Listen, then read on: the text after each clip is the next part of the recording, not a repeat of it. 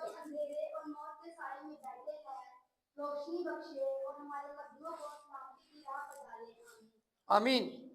तो आज आमद का दूसरा द्वार है, कौन सा? तो मैंने जैसे बताया था कि बाहर के मुल्कों में 11वें महीने से क्रिसमस का सीजन शुरू होता है।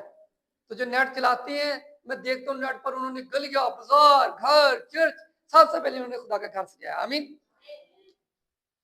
तो क्रिसमस के सीजन वो 11वें महीने से शुरू कर देते हैं, तो चर्चेस लोगों से भर जाते हैं। आमीन।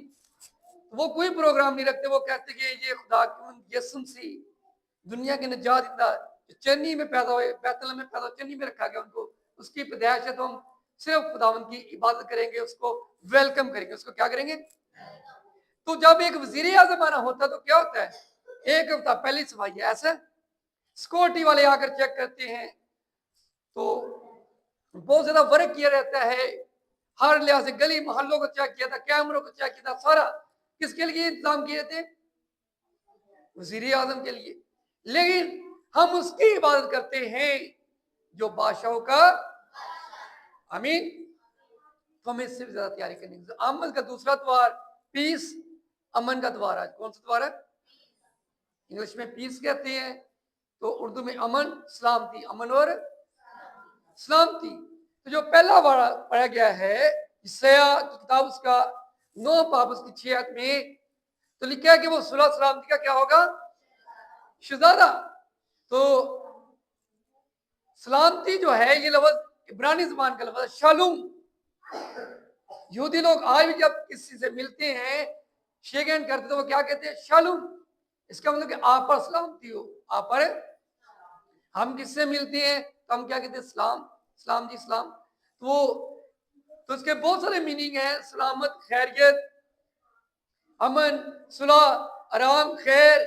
ये कामलियत का लफ्ज है, कामलियत कहते हैं मुकम्मल लफ्ज है, क्या है, इससे सुलह सलामती है और चैन के मफहूम भी है। ऐसी सलामती जो ईमानदार लोगों को मिलेगी। किनको मिलेगी? क्योंकि जब आदम और हवा ने गुनाह किया तो क्या हुआ, खुदा ने उनसे सलामती छीन ली। खुदा ने उनसे सलामती, पहले उनकी जिंदगी में सलामती थी, अमन था, क्योंकि वो क्या थे, पाक थे। वो गुनाहगार है, तो गुनाह की वजह से वो खुदा से जुदा हो गए। तो गुनाह की वजह से क्या हुआ, उनकी जिंदगी में दुख, मुसीबत, परेशानी, बीमारी। इससे पहले थी, इससे पहले उनकी जिंदगी में क्या थी, सारी जिंदगी में क्या थी, सलामती, क्या थी, अमन, आराम था। तो फिर खुदा ने क्या किया, जमीन पर भी लानत भेजी, जमीन पर भी। तो बैलेंस में क्या लिखा कि जमीन क्या हुआ, लानती हुई, जमीन क्या हुआ, फिर सुकून चला गया, फिर वादा किया गया। और ईसाई नबी का जो हवाला पढ़ा गया है, ईसाई की किताब उसका 9वां बाब 6 आयत, ये तकरीबन 750 साल पहले पेश की गई कि यीशु मसीह आएगा और जो खुदा का बेटा आएगा वो सुलह बाप के साथ करवाएगा और वो सुलह सलामती का क्या होगा। तो सुलह और अमन सिर्फ खुदा की बख्शिश ही है। तो ये वादा किया गया था कि लोग इंतजार कर रहे थे, लोग क्या कर रहे थे। तो दूसरा वाला फिर से ऊंची आवाज में पढ़े, जरा इधर बैठ के नीचे, जो दूसरा वाला पढ़ेगा जल्दी के साथ पढ़े।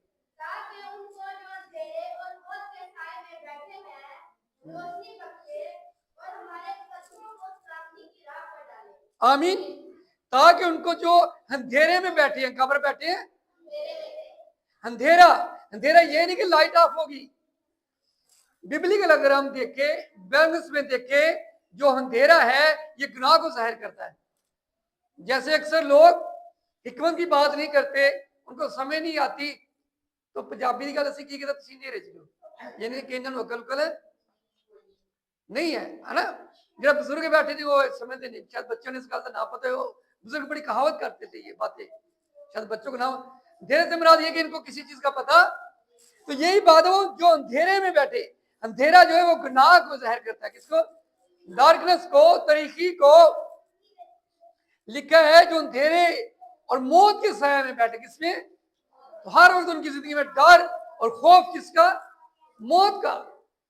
लेकिन जब फरिश्ता आता है, यीशु मसीह की पैदाइश होती है, तो लिखा गया उन पर नूर चमका। उन पर क्या हुआ? तो फरिश्ते ने कहा खौफ ना कर। क्यों? क्योंकि आज आपके लिए दाऊद के शहर में खुदा का बेटा यीशु मसीह नजीब पैदा हुआ। आमीन।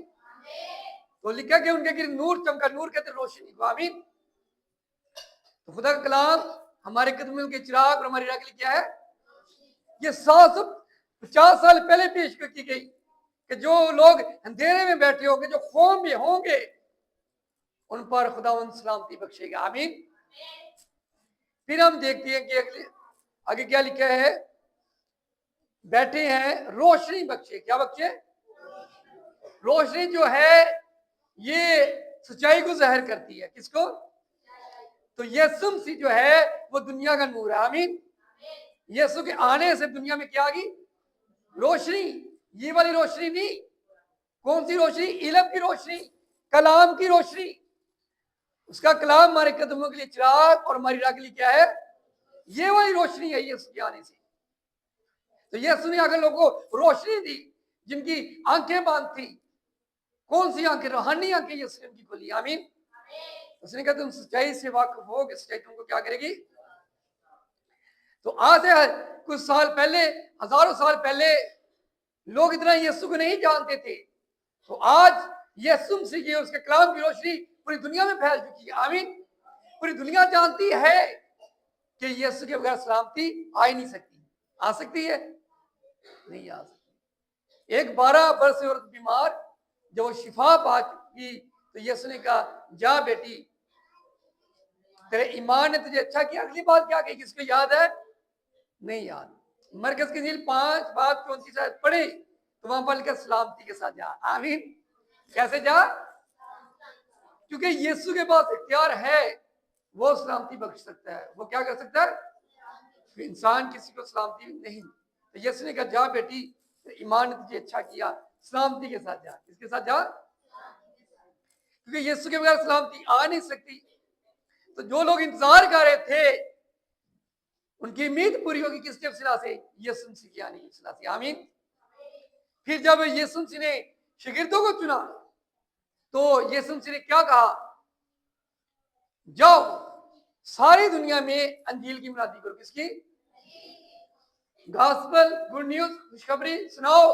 और जिस घर में जाओ उस घर में ठहरे रहो, और अगर वो इस लायक हो तो उस घर के लिए दुआएं खैर करो और उन पर क्या होगी? सलामती होगी। आमीन। तो यीशु मसीह ने कहा उस घर के लिए दुआएं खैर करो, उस घर में क्या होगी? सलामती। आमीन। तो सलामती का पैगाम लेकर के सुलह का। तो आज जरूरत इस बात की है, अगर मैं आप चाहते हैं हमारी जिंदगियों में, हमारे घरानों में अमन सलामती आए, तो वो किसके वसीले से आ सकती है? यीशु मसीह के वसीले से, उसके पाक कलाम के वसीले से। आमीन। इसके बगैर सलामती नहीं आ सकती, क्योंकि हकीकी तसल्ली इत्मीनान का सरचश्मा कौन है? यीशु मसीह। आप हजारों रुपया कमा लें, आप दुनिया की सब चीजें खरीद लें, लेकिन आपको सुकून नहीं मिलेगा। लेकिन आप तजर्बा करके देख लें, जब दुआ करते हैं, प्रशिश करते हैं, तो क्या मिलता है? सुकून मिलता है। आमीन। मिलता है, आराम मिलता है। ये किसकी तरफ से? क्योंकि जब उसका नाम लेते हैं, उसका कलाम पढ़ते हैं, तो हमें तसल्ली, और क्योंकि खुदा का कलाम ही तसल्ली इत्मीनान है। खुदा का बेटा यीशु मसीह हकीकी तसल्ली इत्मीनान की क्या है? सरचश्मी है। आप सारा दिन ड्रामे फिल्में देखते रहे, आपको उस वक्त अच्छा लगेगा, लेकिन बाद में फिर दिल दुखी था। लेकिन जब आप दुआ करते हैं, प्रशिश करते हैं, फिर आपकी जिंदगी में तसल्ली इत्मीनान और आपके दिल में सुकून आना शुरू होता है। आमीन। तो खुदा ही हमें तसल्ली इत्मीनान बख्श सकता है। फिलिपियों 4:7 में लिखा है कि यीशु मसीह के वसीले से इत्मीनान मिलता है। तो दाऊद कहता है कि मैं अब्दी सुकून, अब्दी आराम पाता हूं जब खुदा की इबादत प्रशिश करता हूं। आमीन। साउल जो बेचैन था, बदबू आ जाती, उसे बेचैन करती, परेशान करती, तो लेकिन जब दाऊद प्रशिश करता, गीत गाता, साज बजाता, बीन बजाता, बरबत बजाता, तो क्या होता? साउल के अंदर से बदबू निकल जाती, चली जाती, और साउल को क्या मिलता? तसल्ली, इत्मीनान, सुकून। तो जब हम परस्तिश करते हैं, गीत गाते हैं, तो हमें क्या मिलता है? इसलिए पहले परस्तिश की जाती है सुकून लेने के लिए, फिर खुदा का कलाम, ताकि हम उसके लिए सभी बरकत पाए और हमारी जिंदगी में क्या आए? सुकून आए, आराम आए, तसल्ली आए। तो यीशु मसीह ने क्या किया? इस दुनिया में आकर बाप से मेरी बाप की क्या करवा दी? सुलह। तो फिर उसने क्या किया? आकर हमें सलामती का पैगाम दिया। आमीन। जब वो शिगिर्दों मुर्दों में से जी उठा, शिगिर्दों पर जहर हुआ, तो उसने सबसे पहले क्या कहा? तुम्हारी, उसने कहा तुम पर क्या हो? सारे मिलकर बोले तुम पर क्या हो? सलामती हो। तो उसने शिगिर्दों को भी कहा कि जाओ, जिस घर में ठहरो तो उस घर के लिए सलामती की दुआ करो, जिस काबिल हो, जो इस काबिल है। तो जिस काबिल ना हो, फिर वहां पर क्या करे? अपने पहुंच झाड़े और वहां से चले जाए। लेकिन ये सब के लिए नहीं है, जो उसके वाकई शागिर्द हैं, जो बैमकस के खादिम हैं। तो ये पुराने अहदनामे में भी जब खुदा ने मूसा को चुना, मूसा के भाई हारून को चुना जो उसका भाई था, और उसके बेटों को चुना, सुने बड़ी अहम बात है। तो खुदा ने कहा कि तुम बनी इसराइल कौम को बरकत दिया करना। क्या किया करना? गिनती की किताब उसका 6 बाब 24 से 26 तक। तो कैसे बरकत देना? खुदावन तुझे बरकत दे और महफूज रखे, आपके आमीन।